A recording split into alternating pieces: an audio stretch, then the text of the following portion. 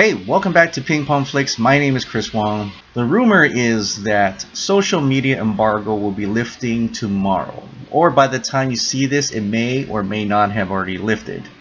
But one thing has to be said here is that whatever the critics say, whatever they say, whatever anybody else reacts to, the best thing to do is actually watch the film yourself. Judge for yourself. Be your own person. Go in there, have your own thoughts, and have your own feelings judging this movie for yourself. That's all anyone could ask, is that this movie be judged upon by you and you alone, because only you is what matters. And I think that should be said for everything in life. But with that said, I want to talk a little bit about embargo dates here. Now, there's some things going on, like on the Mashable.com, who are trying to do some kind of scientific thing with Rotten Tomato scores and the release dates of films. And they put together a nice, really nice graphic on that. There's details of earlier release dates with better Rotten Tomato scores, and very late, including almost the day or even the day after the movie starts, and how they have rotten scores. Yes, they picked and chose movies that they wanted to put, big name movies.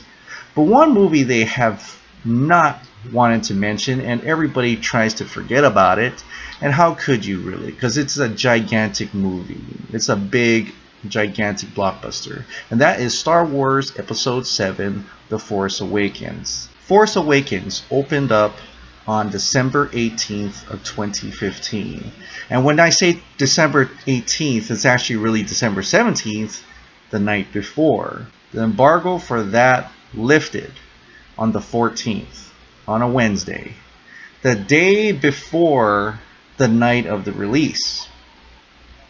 That movie garnered a whopping 93% Rotten Tomatoes score. Where was that movie on that chart from Mashable? Where did it go? The reason why that movie's embargo was released so late was to prevent major spoilers. And that is an impossible reason why Justice League's embargo is going to be so late. But then there's also a lot of people that argue that this is Warner Brothers' way of doing an embargo date. They set an embargo date really close to the release date, but a lot of times they move it up. They've done that for Blade Runner 2049, they've done that for Dunkirk, they've done that for Wonder Woman. It's not that much of a big problem. And if they are really lifting social embargo this early in the game, then the word of mouth must be positive. I actually hope that it stays embargoed till closer towards the release date. E-Talk spoke with a lot of the Justice League members, and Ben Affleck had one particular thing to say about the importance of keeping secrets in this movie. He said this: "Well, I think anytime you're making a movie, you're telling a story. You don't want to give it away.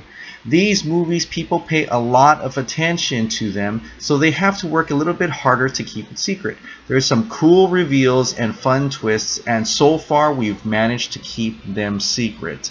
So we know that there's going to be some real big spoilers that are coming out from this Justice League movie. It's not going to be as simple as we think, where the team comes together, beats the bad guy, everybody has a happy ending. There could possibly be giant major spoilers in this, like how The Force Awakens had. And that is actually really exciting. I hope I'm not one of those unlucky individuals who get a Facebook post on the bottom of like a cat video, and it's a picture of a major spoiler, like what they did with The Force Awakens, you jack. But that's it. That's all I have to say about this embargo issues and what may or may not happen tomorrow.